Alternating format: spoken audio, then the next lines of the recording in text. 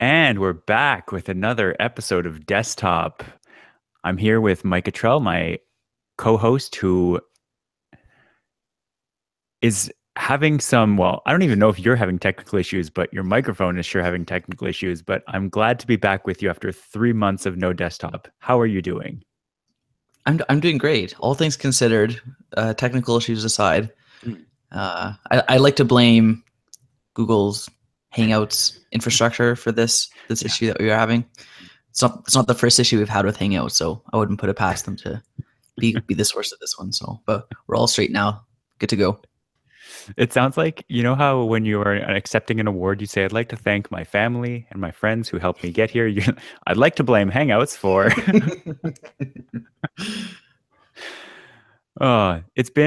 It's been quite a while since we did this, and I'm hoping you'll indulge me in taking a few minutes to give a brief bit of follow up on something that's been going on within the Unwind Media umbrella.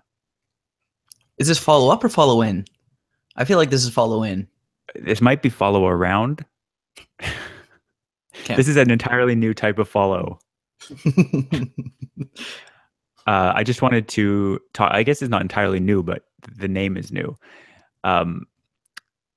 At Unwind Media, and specifically, mostly myself, I have decided to.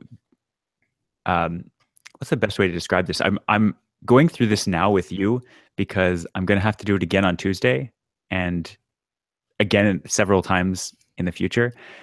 So I feel like this is good practice to get it out of the way. Basically, what I've done is I've set up what I'm calling an outreach initiative, and it might be easier rather than having me explain in detail. If you are interested in starting a project, be it a podcast like this one, be it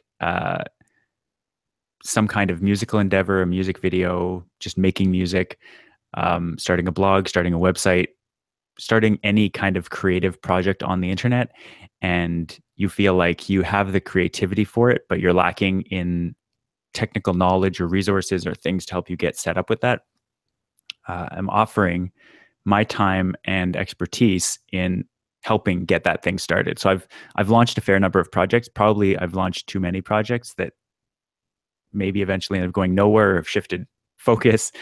Like I was saying, I've also ended a lot of projects prematurely, but I have a lot of experience in getting things started, and I want to share that specifically focusing, if I can, on if I can find anybody that's interested. And I'm glad to say that I've already had some response. Looking for specifically groups that are typically underrepresented in media, be they underrepresented in gender, in race, in religion, in any kind of category. Because I'm excited that I'm starting to see those underrepresented groups be represented more in media. And I thought, given my experience in starting things creatively, it would be a good opportunity for me to take that and apply it to giving other people who traditionally haven't had a voice in media some kind of voice. And so I launched this at the beginning of, or I guess the middle of last week. If you head to unwindmedia.com/we want you, there is a form there that you can fill out to show your interest and to get in touch with me about what kind of project you might want to start. And really, it's very open-ended. So I've been saying to people who have responded, there's no financial commitment involved. I'm not asking for money in exchange for my services. As Mike pointed out when he referred someone to me, I'm also not offering anyone on our team money to help out. But people have said if they have any way that they can help on the existing Unwind Media hosts and people involved, that they would also not strictly not consider giving their opportunity. Not that anyone would not just bend over backwards to help anybody else, but people are willing to chip in where they can help. And so that's the basic idea. You can go in, if that sounds like you, a person who is wanting to start something creative but doesn't really know where to start on the internet, this is for you. And I would encourage you to head to unwindmedia.com/we want you and let me know what your idea is and how we might be able to help you. Yeah, I think to lead into what you're referring to, for someone to start a project or any media endeavor, that is, it can be very intimidating. Mm. And I think people tend to feel that like once they try it, they're committed. But even if you do like an episode or two and see where it goes, and as you alluded to, like you can start something that goes nowhere, and that's okay, right? Like Mm-hmm. even like Brady Heron, who's a veteran of online media content, he started a podcast and recorded 3 episodes and said, well, if that's as far as it goes, then that's fine. Like Yep. you just, because he wanted to do it, he found it fun. He wanted to do it with a friend of his, and they did it, and they may or may not make more episodes. And so I think that's the approach you need to take, whether it's a new podcast, a new video series, new blog, anything like that. Just do it. And if it goes somewhere, great. If not, that's okay too. And then you might do something else, or you might not. And again, that's okay. Yeah. Brady is a great example of that because this is a man who has started, honestly, he's got like 25 YouTube channels. And some of them, several of them, in fact, he talks a lot about on his podcast, Hello Internet, about how he has an entire collection of silver YouTube buttons, like the big giant things they send you when you get 100,000 subscribers. And like that's great. He's had all these successful YouTube channels, but he also has some YouTube channels that just have a small following and that he never posts videos on, and that would be considered traditionally not successful YouTube channels. That like to be able to do something creative, you can just do it for yourself because you love it and you have other means of making a living, and or you can try something new and end up being really successful with it. You really can't know until you actually try, and that's what I've found personally. And so that I want to be able to kind of share what I've learned and help people out in starting their own thing.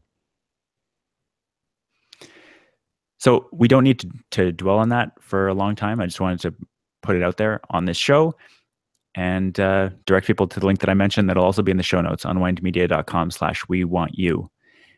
And so as I mentioned, we had some technical issues that stopped us from taking advantage of our normal window of recording. So why don't we jump right into our first topic for the day, which I guess is media. Mm-hmm. So what did you have in mind to talk about today, Mike? More of a overall kind of like high level evaluation or discussion on how we as individuals, and I guess society in general, to be cliche, is kind of consuming media, whether it be audio, video, images. Just it's changed a lot lately, and I think a lot of these things, they came out a couple of years ago, but are only now starting to kind of gain traction and become the de facto method of consuming media versus being more of a fringe or quote unquote alternative method. Yeah. And I found it really interesting how that's taken place, both again in my life and just people in general. So I think it's worth talking about it because I don't think we've mentioned it recently. I think we've talked about audio and video streaming and that kind of thing off and on between a couple of different shows. But I think I just wanted to kind of get an update on what we're doing as individuals and just kind of see if that's typical of your average consumer and if that's kind of the way it's going to carry forward in the industry in general. Yeah. So, I mean, like, I guess to pre-summarize what I'm talking about, like you have TV, like just general like video consumption, I guess. That's, you have your traditional cable type content like that you'd subscribe to monthly generally and get it direct to your home. You have streaming services like Netflix, Hulu, etc. You've got obviously like movie theaters that offer kind of a bit more dedicated event centered media viewing. If we're just talking kind of, I guess, like TV wise. And then you have like YouTube, like content uploading sites. So not necessarily, I wouldn't, it's streaming, but it's not. I It's, mean, strictly speaking, it is, it but is, but it's, yeah. I guess it was more like video hosting Yep. sites. Yep. I Definitely. guess. Uh, and usually you're not going there to watch episodes of stuff. And Mhm. again, in a general sense, like, Depends on your, yeah. right, like they have episodic progression of content, but Yep. you're not going to go there to watch the latest episode of whatever. But again, Right. you can, but not in people's general understanding of what that means. Yeah. Well, so to clarify a little bit, I think on the distinction, at least in my mind, when you have something like Game of Thrones being the typical like TV HBO, you get an HBO subscription, you watch Game of Thrones. That starts at a specific time, and you go to watch it at that time. Mhm. Now you can stream it later, that's a separate thing, but like it has a defined broadcast time.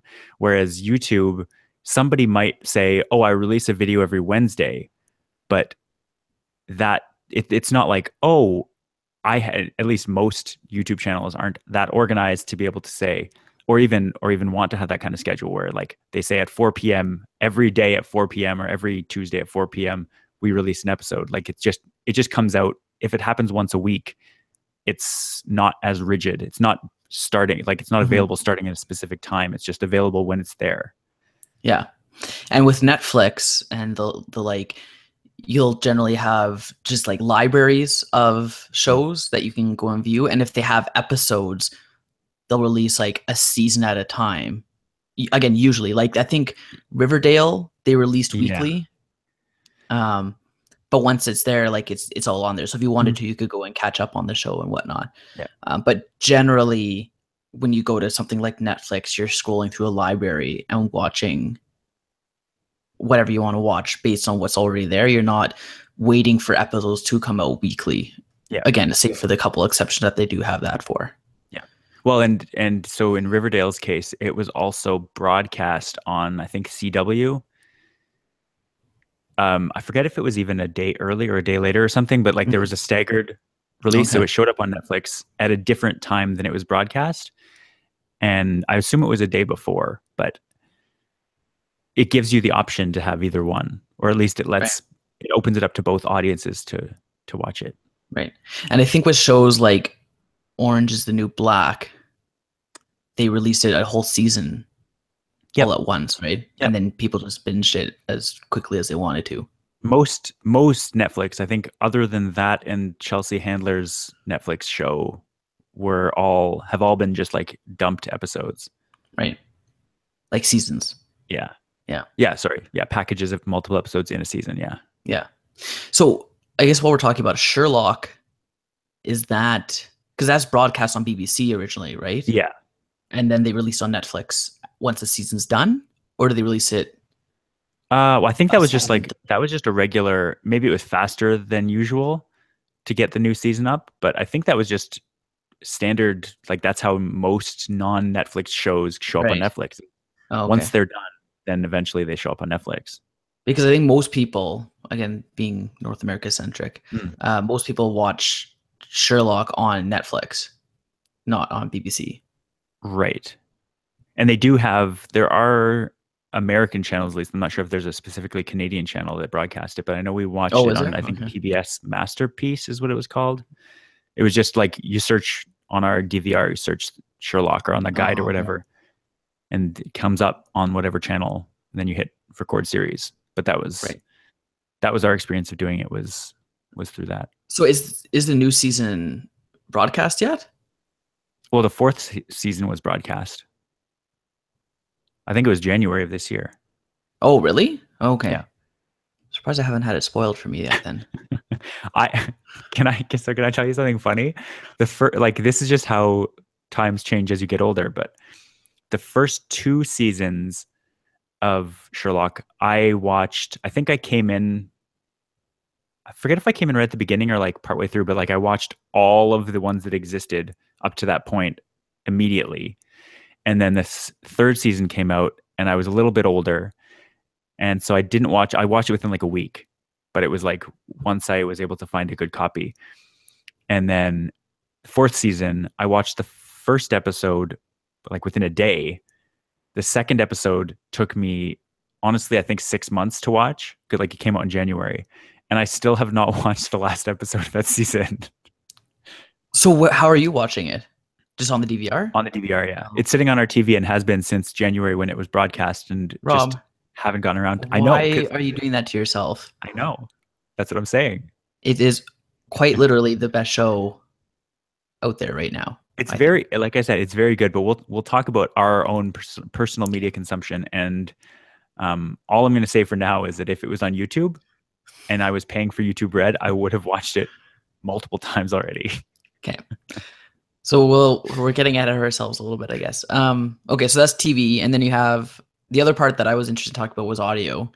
Yep. So I guess to do a similar kind of breakdown of the different types. You have radio, where you turn on some device and tune to a station that is playing something, and you have no control over it.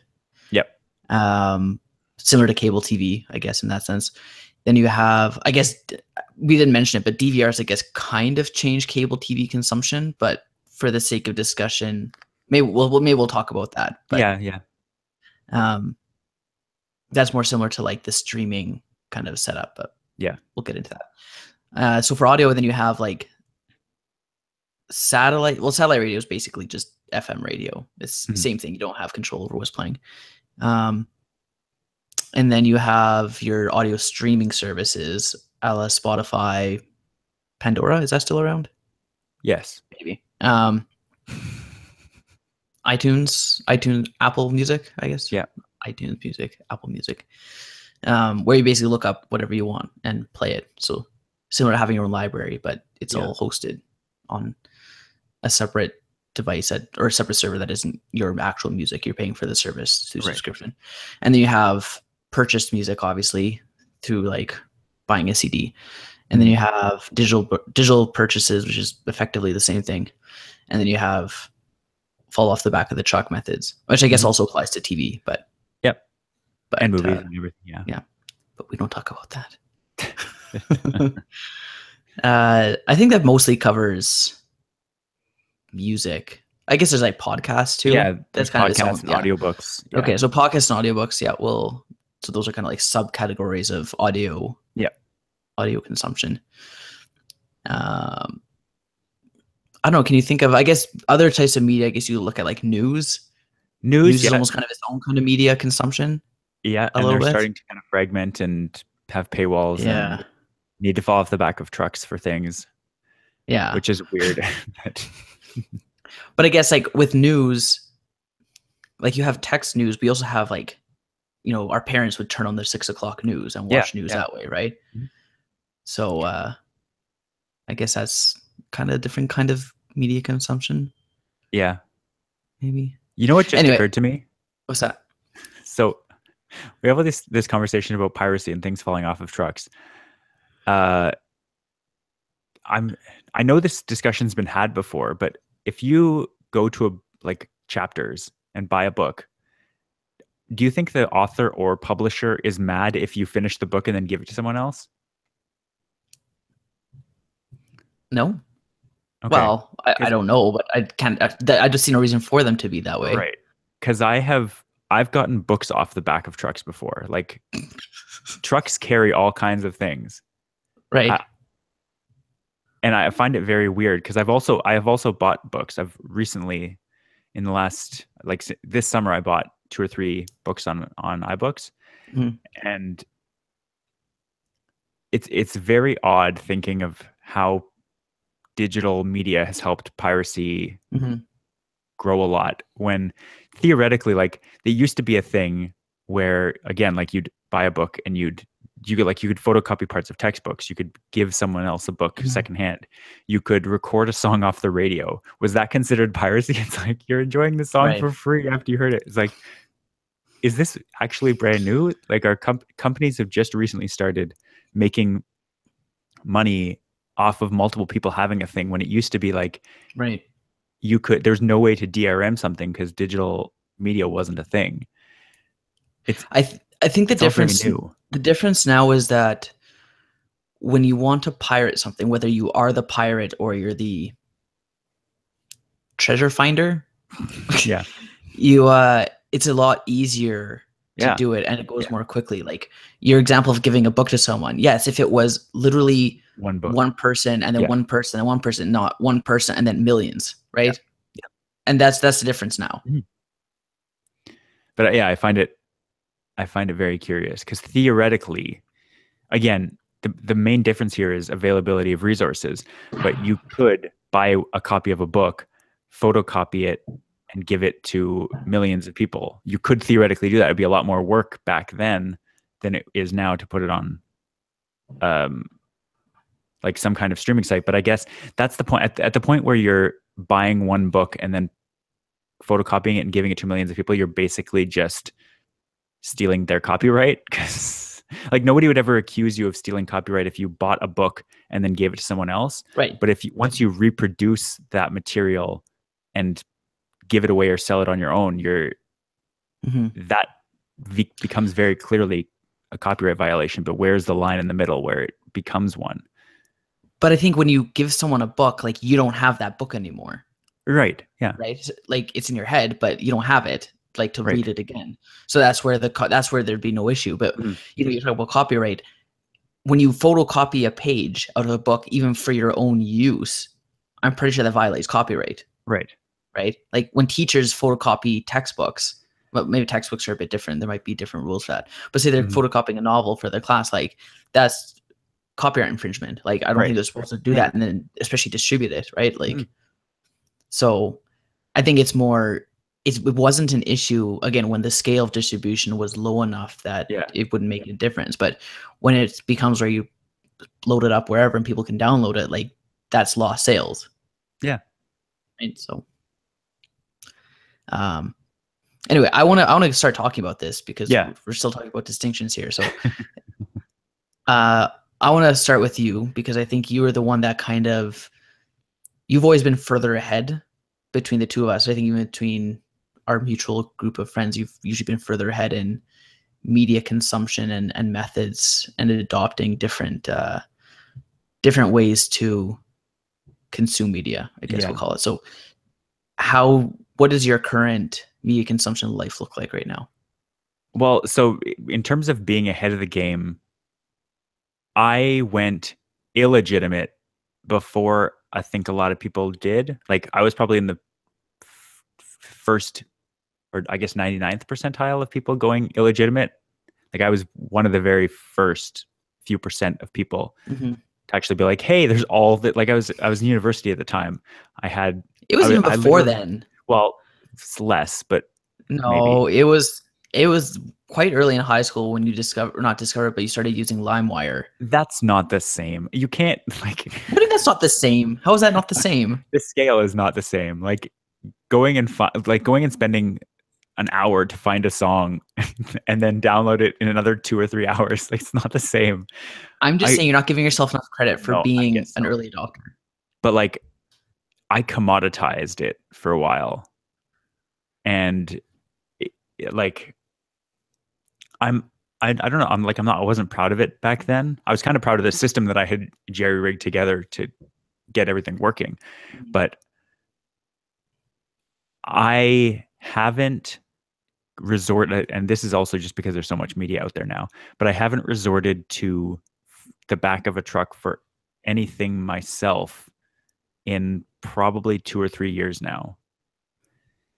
The closest I have come would be like if you find something on YouTube that infringes something, but like I've never gone looking for that. Like I'll see it and might like look at something, but I can't think of a good example of. Basically I've once I got into adulthood and started making, like, being positive money again, I found it much, much easier to be legitimate. And at that same time, there was a just spike in number of hours of consumable media generated by humanity per hour of real time. Like they always YouTube always posts those statistics of like 60 hours of video is uploaded for every minute of time. And so that rise coincided with kind of my getting sick of watching as much like broadcast TV as I did without having a cable subscription.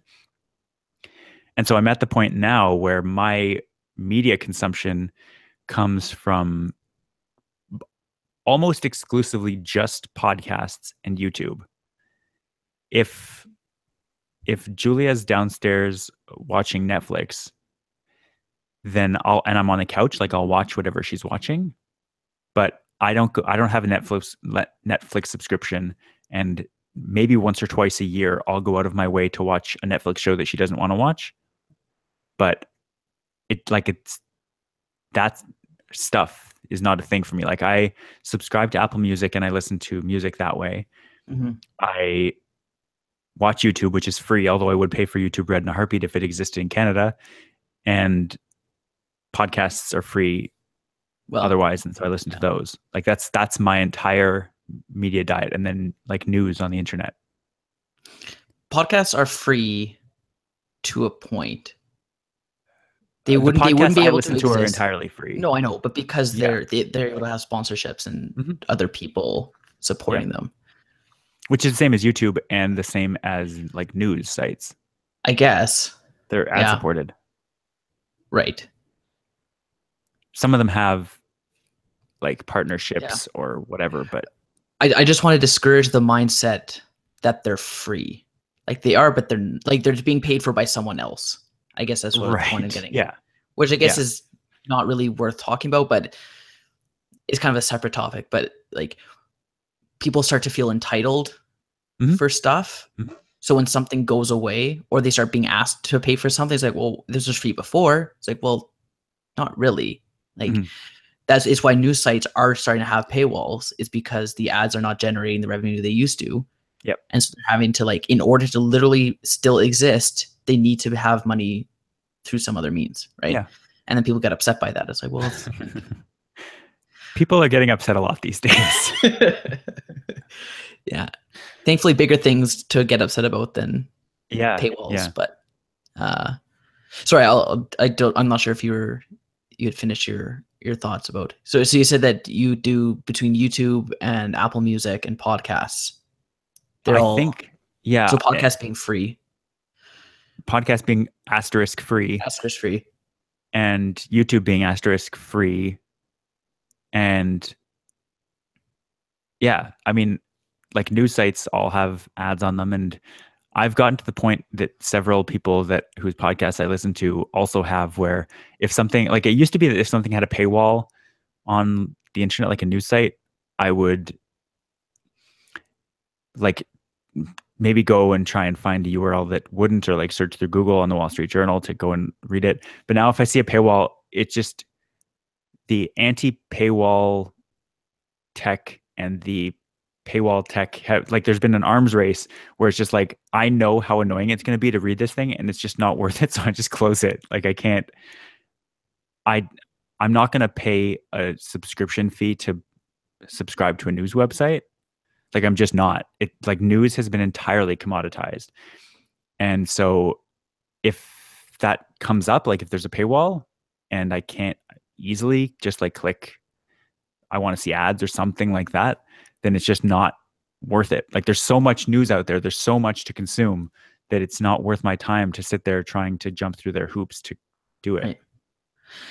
The only time that I really, and again, I don't engage with paywalls normally, but the only time I sit and read something from a news site, and I'm assuming you're talking things like Slate and Vox and those types of news sites. Like I don't go on like CNN and read stuff, but so journalism type sites, I'll read like long read articles. Yeah. Usually, like when it's been tweeted enough times and whatever, it's like, oh, maybe this is worth reading. And if the topic seems interesting, I'll read it. But usually, and maybe it's not a good habit, but I'll usually like headline consume stuff. And then if the headline doesn't make it clear enough, then I'll usually like go into the thing. Right. But that's not the majority of my news consumption. It's the headline thing isn't? No, clicking into the actual article to right. read. Mm-hmm. Like it's usually just hearing what people are saying about it. And usually people will include like an excerpt from what they're talking about, like on Reddit, right? Like they'll quote whatever they're talking about and then comment on it. And that's usually like I rarely go in and actually read the article unless I start having questions about the accuracy of what's being talked about. I'm like, oh, I need some more to the story. Yeah. And honestly, sometimes the article doesn't even give more info than what's already been talked about. So, but yeah, as far as paywalls and stuff go, like I find even the Wall Street Journal Googling method hasn't worked for me recently. I don't know if they stopped. I have stopped getting it. Either I've stopped getting linked to the Wall Street Journal, or I just haven't hit the paywall because I haven't found that. Okay. There was also a while, and maybe they've just turned it back on, where if somebody who had a subscription or whatever shared a link, then there would be some kind of cookie in the URL that said, "Let this person through." So like the network sharing, not a cookie, but whatever, like I'm calling it a cookie because that's like it's just all metadata of different types that so that maybe because I'm getting my links from Farhad and he subscribes to the Wall Street Journal, then I'm able to see it. He probably doesn't, but well, he's New York Times, so he might. Oh, okay, right. But yeah, so I think that might be what it is, but I haven't hit that particular paywall in a while, and it's either that nobody's linking to it, or possibly that I'm just headline surfing again, because a lot of the headlines I read, it's not that I read a headline and then go, oh wow, I had no idea that was a thing. I now wholeheartedly believe that. It's all just little bits of like slightly boosting the idea that might be something to think about in the future versus, oh, this is awful. And I already knew that. And I've checked my sources and like, I'm pretty convinced that this is bad, but I'm finding it really, really hard to say that even if I've seen something retweeted 50,000 times, I'm way too skeptical to actually just go, oh yeah, of course that's true, because it keeps getting proven wrong so many times over that everything is just signal to noise now. And for one individual thing to rise out of the noise, it has to be well sourced and it has to meet all those criteria. Here's the thing I've encountered lately, and this actually happened to me last night. And this is a happy ending story, but it often doesn't end up being a happy ending. So Twitter is supposed to be chronological, right? Well, it was. Okay, so I'll get to this. Okay, so that's okay. So what you're referring to is its own thing, but so without the in case you missed it part, it's supposed to be chronological, right? Yeah. But the way that the native Android Twitter app works, and I presume most like Twitter apps that are made by Twitter, when you open it up, it starts at the most recent tweet, or wherever you left off, depending on if it's cached. Okay, so assume when I open Twitter, I want to see what people are talking about right now. Right, okay? You scroll to top. So I jump to the top, So I jump to the top, right? So then I start scrolling backwards from that point. Now it's becoming reverse chronological. And then I start seeing people talking about stuff like, wait, what are they talking about? So I have to keep scrolling backwards until I've reached a point where I know what's being talked about. So there's this thing yesterday with like the American flag. And I'm like, why are people talking about the flag? Why are people talking about like disrespecting the flag? And like, I kind of knew what it was probably talking about, like who it was talking about. Yeah. So anyway, long story short, I was able to get essentially the entire story to my level of satisfaction just through scrolling back a couple hours worth of tweets and people tweeting about it and retweeting stuff and retweeting headlines and all this kind of stuff, right? And I got an idea of the story that I didn't need to click into an actual article to know what was being talked about. And like, it wasn't important enough for me to be like, well, I got to hear the story for myself. Like, it's like, okay, that just whatever, right? Like, it is what it is. But that happens so often that I'll hear something being talked about and I'll give myself a certain amount of time to get the story from the tweets. And if I feel that it's an important enough story to hear about it from myself, from some original or secondary source, then I'll go and read an article about it. But for the most part, like I don't have enough time during the day to do that for every single thing that comes across my radar or my Twitter feed, right? So but yeah, like you know, you allude to like headline surfing. I think that's what I do most of the time when I'm on Twitter. Mhm. Or again, people will like snip something from an article or quote tweet something or whatever, and it's like that's enough for me usually. Yeah, Like even the stuff with like all the hurricanes, like I don't think I even read like a full article on anything related to the hurricanes. right. Like it's like you said, it's like it's a hurricane. I know what hurricanes are. I know that it's like a hurricane heavy zone, and yeah, you get enough from just individual takes on these Yeah, stories or these yeah. events that you don't really need to dedicate time to reading an entire article on it. Mhm. The the concept of the hashtag was in its conception was a really great idea, but I think it's kind of failed in that Twitter embraced it programmatically, but it didn't embrace it structurally. In that if I go and I'm gonna try to find one now.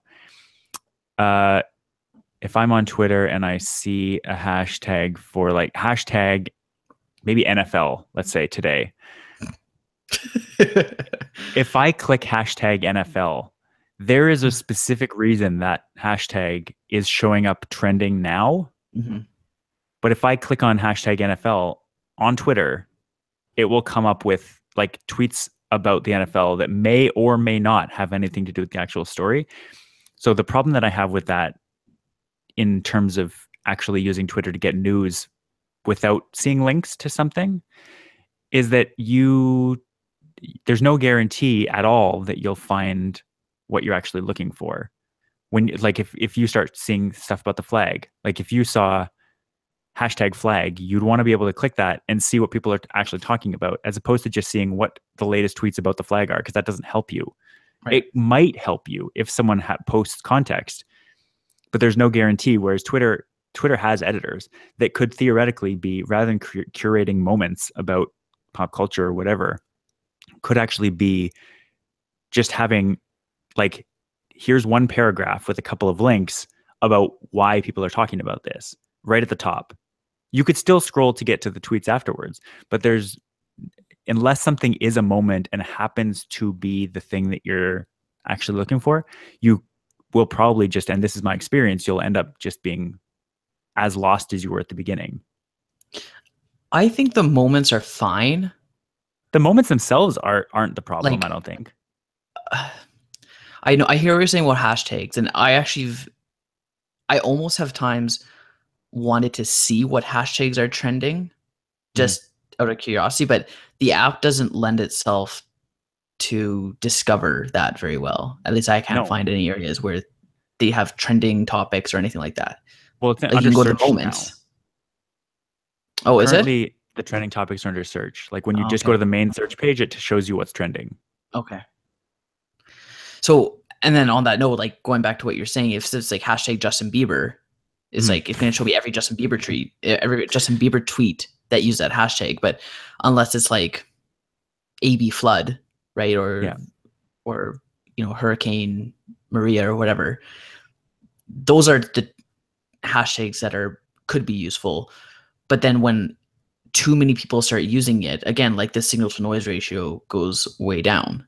Mhm. So yeah, like it has a limited use case, but I think that's where the curated moments do help for someone who's like, why is everyone talking about Justin Bieber right now? And they can Right. go to the moments of like, oh, Justin Bieber did whatever, right? Mhm. Like, and that's why people are talking about it. So I guess it's kind of related to what you're talking about with the paragraph with links, but I think the moments is a lot more user friendly and value added than uh, just kind of like a quick reference list. Right. So if I go to the Twitter search page right now, the thing that's trending is hashtag take a knee, which is Yeah, related to this flag thing very right. heavily. But going through, and I know because I've done this before, that the only context that tells you is that, like, it's talking specifically about there was an NFL game that took place in London, England this morning, which is a thing that they've done for the Yeah, last few years now. And it's usually two not necessarily top teams playing each other. They just happened to do it there Exhibition game. Yep. to spread the NFL Awareness. Yeah, NFL spread awareness. awareness of football. But all it says is Ravens and Jaguars players take a knee in protest. And like, I'll read the full description. Players from both sides of the game at Wembley Stadium in London took a knee during the U.S. national anthem in response to recent comments by President Donald Trump, who has said players should be fired for the act. That's all it says. Like, there's no context whatsoever for what the thing is actually about. And if you swipe through the rest of the moment, it just talks about there's no context, there's no link. You can't click to get more information. All you can do is swipe through and see pictures of it happening, talking about who's doing it. Like, there's nothing with more information about why this is a thing. Right. And that's what I usually want. Not just like, this helps me right now personally if I'm like, oh, I already know why they're taking a knee. I already know what the discussion about the flag is. I already know what Donald Trump's comments were, but I want more. But if someone's like, oh, what's happening in the world right now? Take a knee. Like, why are these people taking a knee? Oh, Donald Trump said something. What did he say? Like, these are natural questions that tweet doesn't address in any way. But the moment does, though. What did it address? It didn't give me any like an context. answer to those questions: the who, what, where, when, why. No, it just said that Donald Trump made comments. That's all it said. But you have to do so much searching to actually find out. Like, and I know this because I've tried. You have to do research in order to figure out what happened. Whereas Twitter could actually surface even one story about context. It wouldn't be that hard to do. To any trending moment that they curate could just have one link that's like, this is why this is important, and some backstory. Once you start linking like external, and like to some extent curating tweets is already doing that, but once you start linking external news sources, then you start opening a whole other can of worms. So what should, like, you're saying it shouldn't let people search for their own sources? Is the Facebook dilemma of trying to screen or curate, but that turns into unbiased filtering and censorship, right? Like, or reverse censorship, promoting, I guess, promotionship. Like, you don't want to get into that, right? And I think the moments is like bordering that ish. Right. And I agree that we shouldn't, like, Twitter shouldn't have an agenda in its editing. Facebook it's not having an agenda, though. It just needs to be like a fabricated agenda that someone could come up with based on what they're curating. Right. But you could have a link that just said, like, for instance, all of this stuff, like there was a bunch of stuff that happened yesterday and in the preceding months that happened on Twitter. Donald Trump said something on Twitter. Steph Curry addressed comments on Twitter. Donald Trump responded on Twitter. LeBron James yesterday tweeted about Trump on Twitter. A bunch of NFL teams and their owners posted like open letters to the president on Twitter. This doesn't have to be something that comes from an external news source. It can be the direct source itself, because these things are all being said by these people through their Twitter accounts. Oh, so you're saying to link? Well, but that's what the moments are, is linking the tweets. Right, but that's not what's happening right now. They're just talking about, like, I'm talking about context. The take a knee thing is its own thing, but there's context for why it's happening. Like, if I go and search Graham Cassidy to learn about the healthcare bill on Twitter right now, if I go to that trending topic, it's not going to tell me what's in the bill. It's just going to tell me what people are saying about what's in the bill. So there's no way for me to learn on Twitter what is actually in it, or what the actual people behind it are saying is in it, even whether that's doublespeak or not. So then you need something like I've seen like the wiki bot on Reddit before, where like when someone links a Reddit article, I guess it has to be a link to begin with, but like it will link a Reddit article and then it will like comment with an excerpt from that article. Yeah. It needs that for some like Twitter, where like something like Graham Cassidy will like auto highlight or something. And then there'll be like a commented tweet beneath that with a link to the wiki page with an excerpt or whatever, but at least a link to the wiki page saying like, oh, who is Graham Cassidy? Like, right. Or that kind of thing. That'd be the ideal kind of thing, but I can't see how that would be implemented in Twitter as it is right now. I agree.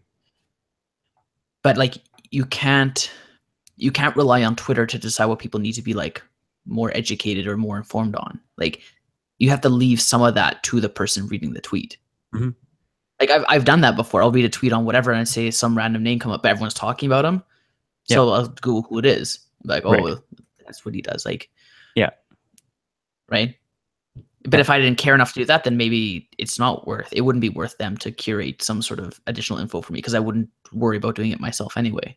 Right. But I would think that it would be in their best interest to populate, if you go looking for something on Twitter, populate one, like give one link for context if it's available. Like if it's not available, that's fine.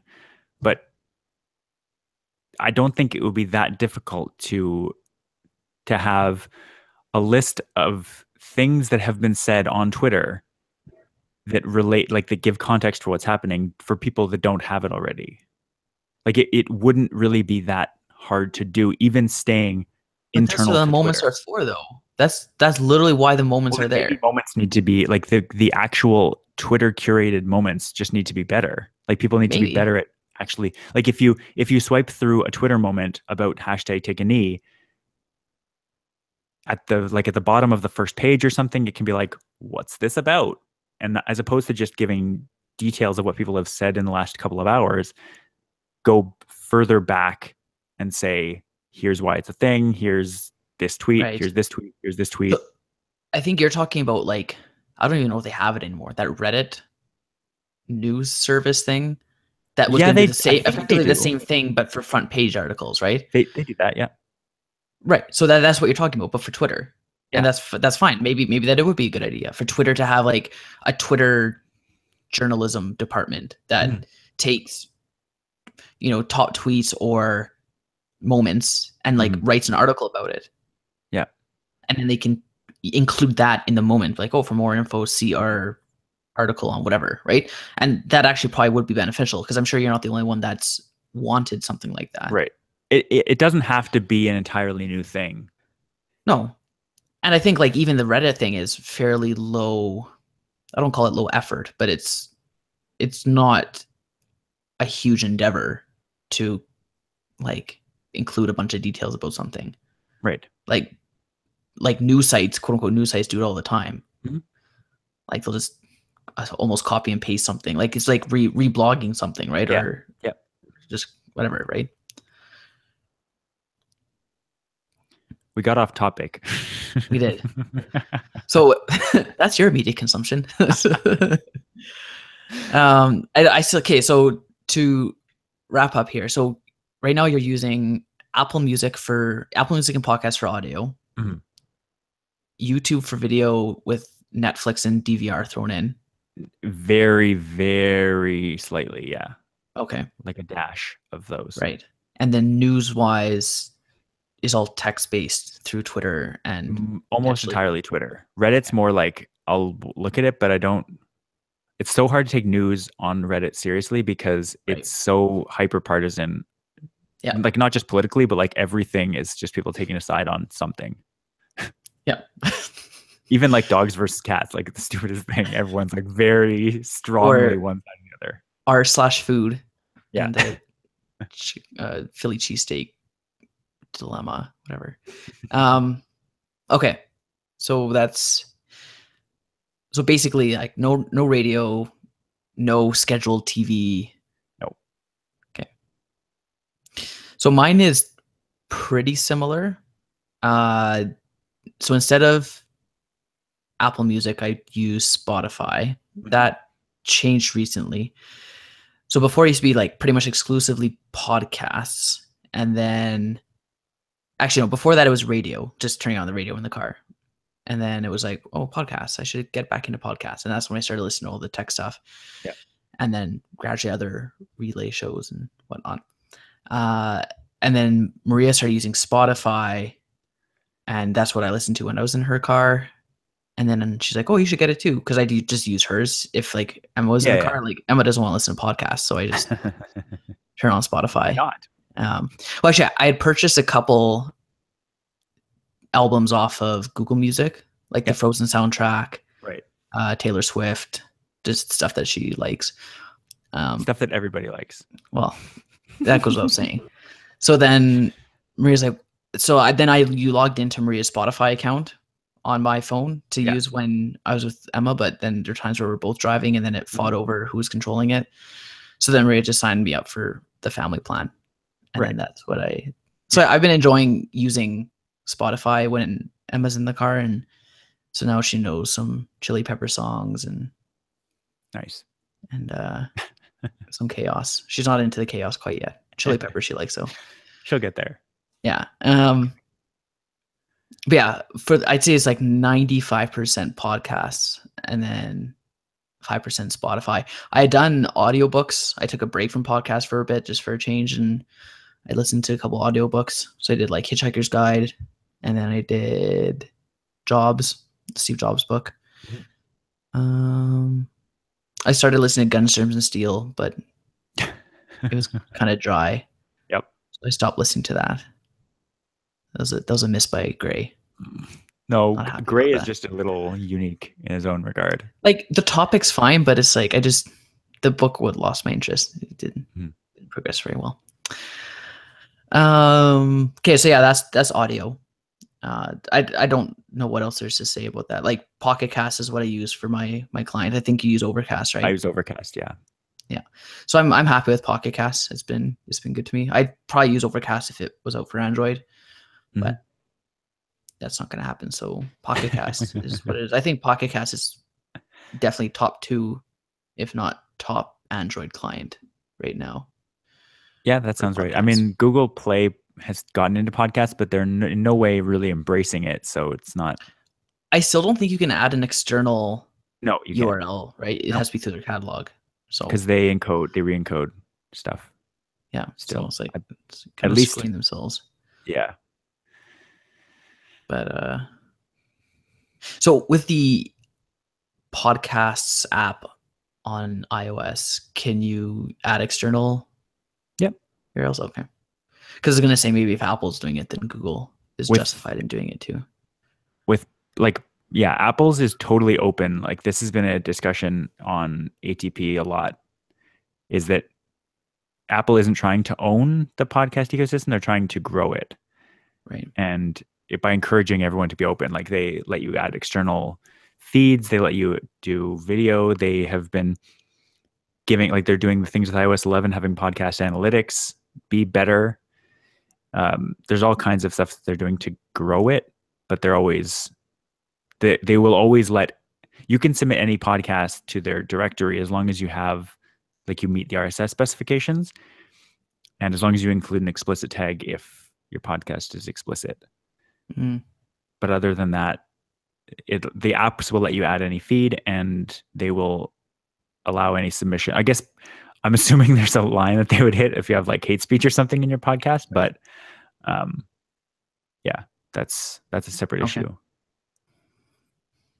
Yeah, so that's what my audio looks like. As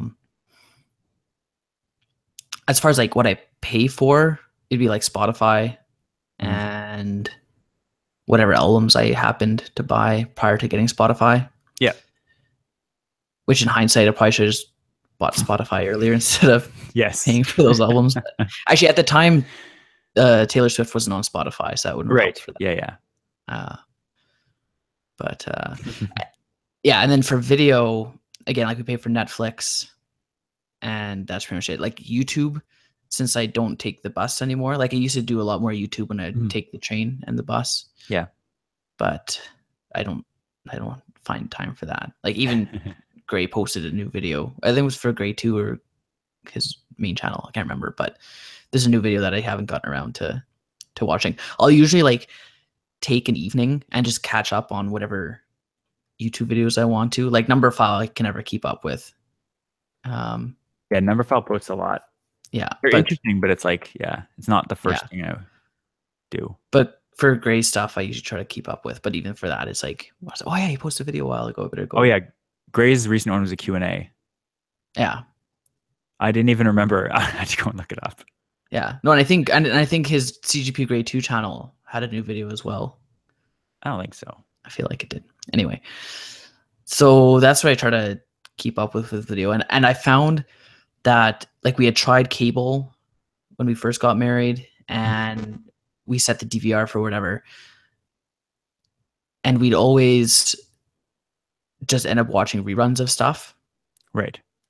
Like we just let it, and it would just accumulate, and we just felt like watching reruns. Like we didn't really have. I think we watched like Amazing Race and those types of shows, but those happen like once a week. Mm-hmm. So when those new episodes came out, like we didn't watch anything except for reruns. So it was like, well, this is kind of silly to pay for. And like Netflix had reruns of shows like The Office and Friends and Scrubs and the types of shows that we like to watch. So yeah, we ended up going exclusively Netflix. But again, at the time when we got Netflix, the Canadian catalog was pitiful. So we had to go the, I guess it's kind of like back of a truck. The back of a truck for internet infrastructure. Back of the continent route of getting Netflix content, which again, Netflix is actually, well, we've talked about this before. Netflix never was overtly negative. No, like they weren't. They had to be just publicly. They had to kind of condemn it, but it's like totally in their favor. Yeah. Like if people weren't able to use, it wasn't a VPN, it was a DNS redirection, but okay. If people weren't able to do that, like they wouldn't have Netflix in the first place. So, and they're still paying for it. It's not getting Netflix for free. It's just getting the content that you want to see. It's the content providers that have these weird kind of outdated things, like how certain YouTube channels are still region restricted for a while. Oh, really? Like last week tonight, they post their long form thing on YouTube every week, but it's restricted for at least a month afterwards. It's restricted to just the US. And I find that very like, why wouldn't you want anyone anywhere to? I don't get it. I just don't like. There's probably logic to it that somebody came up with, but I can't imagine for the life of me what it is that you wouldn't want the biggest audience possible to watch your thing right away. I imagine it's for advertisers because there's ads on YouTube videos. Like it just doesn't. It doesn't make any sense. Those are demo. Oh, I see what you're saying. It's on YouTube. There's ads on YouTube, whether it's in the US or in Canada or in Australia. If I'm trying to think of reasons why, I can imagine if you're an advertiser, you want to know who is watching your ads. If it's, well, no, I know, but if I'm going to buy an ad spot on Last Week Tonight, or I guess that's not how YouTube works, but exactly. For the sake of argument, just work with me here. So sure, in an alternate reality. If I'm an advertiser, I want to know that it is going to be, adults aged 18 to 35 in the US watching this show. So this is the ad I'm going to put out there. But if it can be whoever of, I guess, age group is probably going to be similar, but from anywhere in the world, like that's not like targeted advertising, right? Like so when you look at your metrics, like, 150,000 people watched this episode. It's like, but who are they? Like, I don't know. I guess, again, you can break down the metrics, but I don't know. Maybe there's no reason. So, yeah, there's no reason because the way the YouTube bidding system works, an advertiser can say, I want my ads to play on this channel for this demographic, for this group of people from this place. Like they can very nitpickily bid on only those things. Right. That's why the YouTube ad system is worth so much to advertisers, and it's frustrating that it doesn't pay out that well to the creators of the videos. Right, given how targeted it can be. Mm-hmm. Right. Yeah. YouTube is frustrating in some ways, but it's the only, like, you mentioned not taking the bus. Like, I also watch a lot less YouTube when I'm not taking the bus. Like when I'm biking, I lose an hour of time that I would be otherwise sitting on the bus watching YouTube. But now it's like usually when I get home from work, or if I have some time as I'm getting ready for bed, I was like have something playing. Right. For half an hour to an hour. So like I'm still behind. There's some videos that I still haven't caught up on that are just sitting in my watch later queue. But for me, I'm totally fine with that. Like if I have slightly more media than I can deal with, Hmm. I know that I can kind of just leave it. Like I kind of choose, okay, this 5 minute clip or 10 minute clip, I'm like consciously not gonna watch. I'm just gonna let it. It's gonna be one of the things I lose because there's constantly more and more stuff coming in that I do want to see. And the Right. same thing happens with podcasts. Like if I had all the time in the world, I would listen to at least 2 or 3 times more shows than I currently listen to. But right now they sit in my queue in my feed, like new ones come in, and then I prioritize and Right. drop ones that I know I'm never going to get around to listen to. Yeah. It's funny, like, so I guess talking about the letting something play, like when I do the dishes, I usually try to like read Reddit while I'm doing dishes, which is challenging to say the Yeah. least, because it's not exactly hands free. Right. Um, but that's actually not a bad idea because I have like my wireless headphones that I could probably just use and then just have the phone or my computer or Yeah. whatever sitting up Yeah. wherever. So that's not. I should probably start trying to do that. Um, but no, talking about trying to budget time, like so many of the shows, I say all of the shows Yeah. are on like weekly schedules, Mhm. if not bi-weekly. And they're all a certain length. And I only have a certain number of hours per day to listen. Yeah. So I literally have a budget. So I'm never going to catch up enough to like listen to the shows that are sitting with 10 episodes in their queue. Yeah. So it's Yeah. like, but like they're still sitting as my subscriptions Yep. because I feel bad taking them off. Well, And I don't want there to might take be them a off. time. Yeah. No, and there might be a time like I did recently where I'm trying out new shows, Mhm. or I might switch to a different one. Like, oh, I haven't listened to like Download in a while. I'll listen to episode of that, right? Yeah. But it's like I can't be expected to keep up with it. Mm-hmm. And sometimes it's just a format thing. Like if Download wasn't quite a news show, like I really like what Jason's doing with that show, Mm-hmm. getting people again, like talking about underrepresented voices at the very beginning of this episode. I love what he's doing by getting new voices on that show, Yeah. but like a news show just isn't something that I have time for now. Like the just says like here's the new thing and let's talk about it for 20 minutes. Like I want to like discuss and have people that have like the continuation of stories. Right. And if something is constantly changing, it's like This Week in Tech, the extremely popular tech news show. If you only listen to one technology news source and that's all you know about technology for the week, like that's a great way to summarize it. Those kinds of shows like Twitter Download. But if you already listen to a bunch of tech podcasts and follow the news and all this stuff, it's like I don't need a recap of that. Right. The thing I liked about Download though, or I mean just tech shows in general, is so many of the shows that I listen to are essentially like Apple News shows, Mm-hmm. which is understandable. Like that's the most interesting one. They're the biggest tech company in the world. Mm-hmm. I think. Don't quote me on that. They are. They're the biggest company in the world. Yeah. Okay. I think Exxon is second. Well, I'm thinking like sales wise, but revenue for sure. So it's easy to focus on that, and yeah, like I do enjoy listening to that, but yeah, I don't need to listen to that plus a recap of Apple. But that like Download is because it will talk about like Amazon and Uber and whatever, right? Like other shows, even like Android. I think they had a discussion on the Pixel when it came out, right? So like I do like getting that. The Pixel hasn't been released yet since Download started. You mean Which the rumors? Maybe the rumors. I don't know. They talked about something about Android before. It was a Samsung. It was a new Note. Anyway, they talked about. Oh no, it was IO. It was after IO. They talked about. Yeah. So yeah, they did talk. I guess it was IO. It was just Android in general, not the new Pixel. But like I wouldn't get that news from anywhere else except for like Twitter. The odd like Android tweet that squeaks through. Again, it's mostly Apple. And I'm not blaming it. That's my own fault for following people like that. But I do like that for that. But I guess you're talking about the format. It is good to be able to jump in and out with those types of shows versus if you miss like, I don't know, like Cortex for a long time, like it's hard because they'll talk about past episodes or just there is a level of continuation. Mm-hmm. I think ATP is still kind of okay to jump in and out of. Yeah, I think it's okay. For the most part, it's okay. But it's not like this is the news this week. Let's talk about it. Right. There is some aspect of bringing up new things, but it's very much just an ongoing discussion of like Yeah. how When it you, is to be an Apple consumer, basically.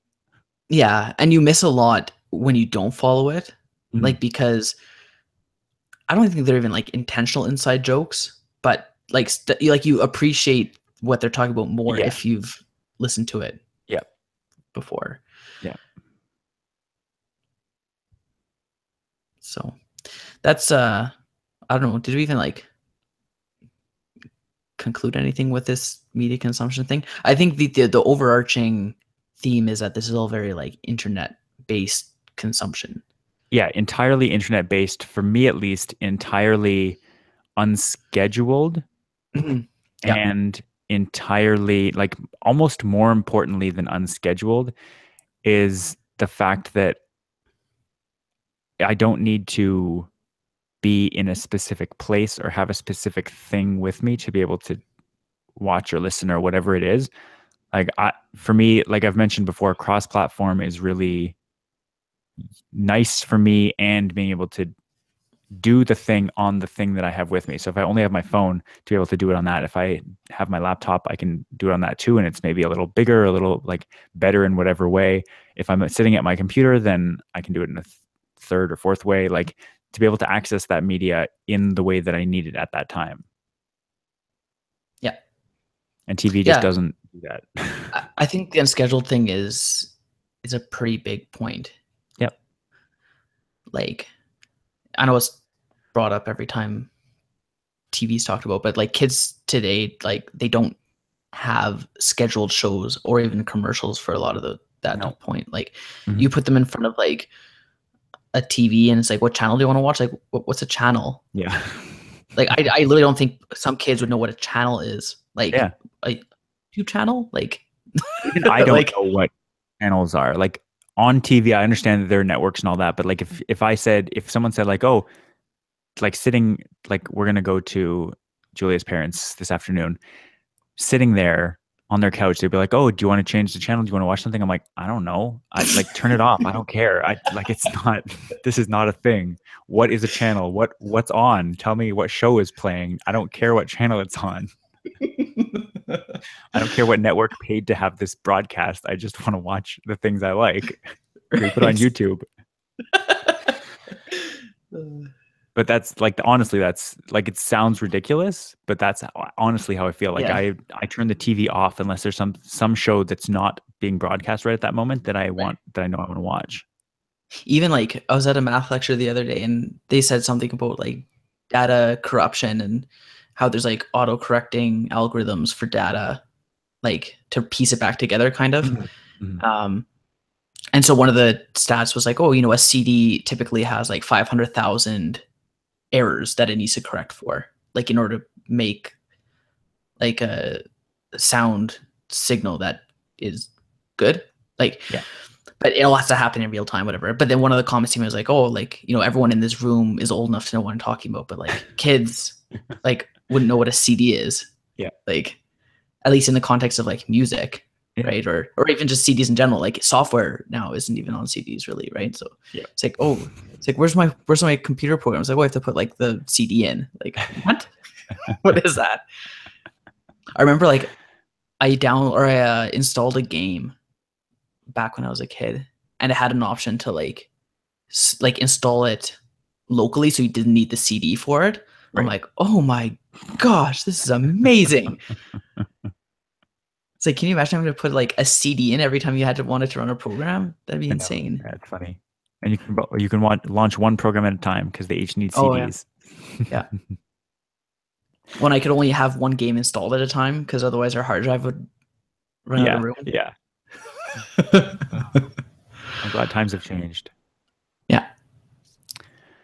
All right. Well, I'm gonna say that's about time for this week. We're still trying to figure out what our ongoing schedule is for this show, but looking forward to hopefully chatting with you in the next month or so. Mm-hmm. And we obviously have a lot more to talk about because there's not enough time in the world, and I got to go listen to some podcasts and watch some YouTube. Get the important stuff done. Exactly. All right. If you enjoy the show and this is your first time listening, you can head to unwindmedia.com/desktop for show notes and some links to some of the stuff we talked about. And see you next time. See ya.